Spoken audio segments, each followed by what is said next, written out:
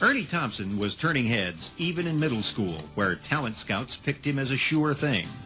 I would go to the various junior high games of the schools on the east side, Weber, Central Junior, and then Arthur Eddy. I'd go to their games and try to pick out the kids that would make good JV players as they came up. Of course, I had him spotted. Hey, he never saw the floor as a JV player, right to the varsity. Larry took him right on up. So I never did get to coach him in that event. Ernie was named All-Saginaw Valley first team for 3 years straight, the first time a Cager had ever accomplished that feat. He earned All-State honors when Saginaw High won the Class A state title with a spotless 22-0 record, and also earned the Class A tournament record with 42 points in the state title game. His jumping ability was obvious to anyone who saw him play.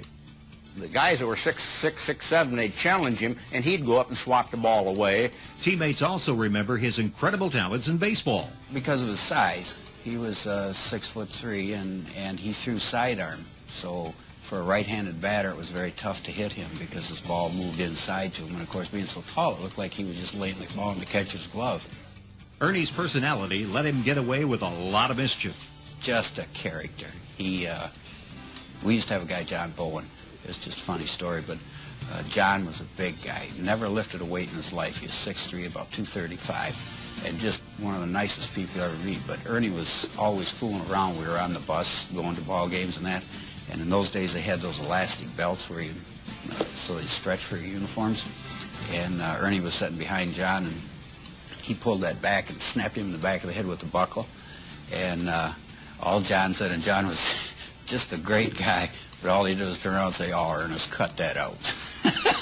Anybody else had knocked him out. Fans were also knocked out by his talents on the court. Somebody took a shot and missed it. And the last time I seen Ernie, he was at the foul line. The next thing I seen him, he went up and stuffed the rebound in. It was just, I mean, the crowd just went crazy.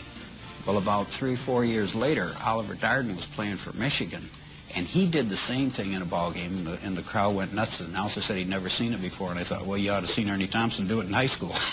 I think if you're a basketball player and you were anywhere in Michigan in the early 60s, you knew about Ernie Thompson. It was a tremendous era back then for basketball, and Ernie Thompson was special because he could do things that most other people couldn't do.